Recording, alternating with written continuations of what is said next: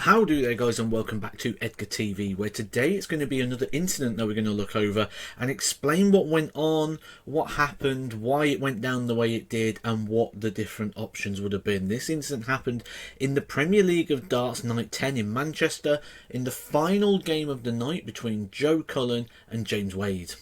Let's first start off with setting the scene. Here you'll see Joe Cullen is 3-2 down to James Wade. He wants 52 left to make it 3-3 on the throw. He leaves himself 52. He hits a big 20, goes for double 16, and the first dart hits the outside wire. The second dart hits the dart, comes off and lands in this sort of position you see here, leading down across the board. Now Kirk Bevins calls 34. Now this would have been a significant moment in the game, and that's why Joe Cullen questions it at this point, and he says to Kirk probably something along the lines of, "Oh, could you check that, Kirk?" or "That's not touching," or "That's only 20 scored."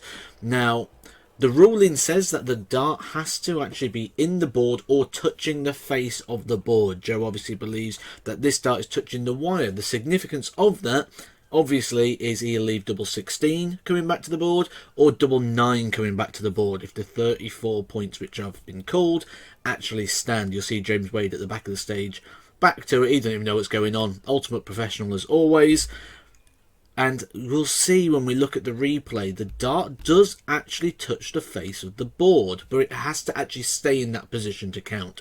I do believe in things like soft tip, as long as it registers though it's touched, that would count, but in steel tip it has to actually stay in the board or be resting in this final position. If it was in this position where it sat on the dart with the point touching the double 7, it would have been 34 points scored. So anyway, Kirk Bevins comes in to check. You see he puts his hand up here, probably to see around the light, try not to disturb the dart so he can see clearly what that was, and he's happy actually that Joe is right, that this is resting on the wire, not as part of touching the double, so he corrects his score.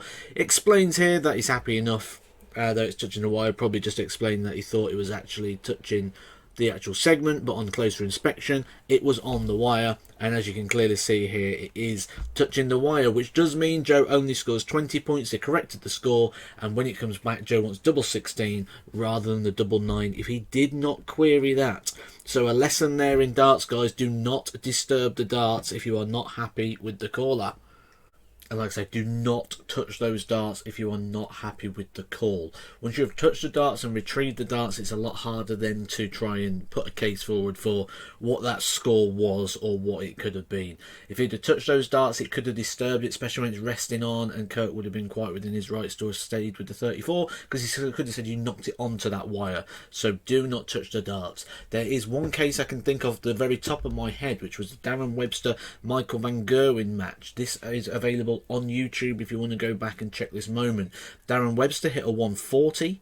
He collected his darts and dropped one of the darts. Michael Van Gerwen was claiming that it should have been 80 points because he didn't retrieve the darts, but the referee was saying that he touched one of the darts, or certainly within his vision, Darren Webster touched one of the darts, which disturbed it, which counts as a collected dart if you have touched the dart.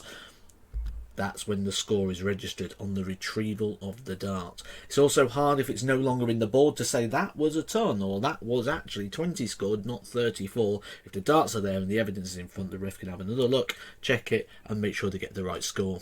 Almost every time there is an incident, guys, I will be on here on Edgar TV explaining to you the rules and why it's happened and bringing it all to life. So if you are new around here and you haven't yet subscribed, or you do watch and you're not subscribed, I'm talking to you as well. Hit the subscribe button, join the Edgar Nation, hit that like button on your way out, guys. It does really help me out as well. And I'll catch you all soon for some more Edgar TV. Edgar TV.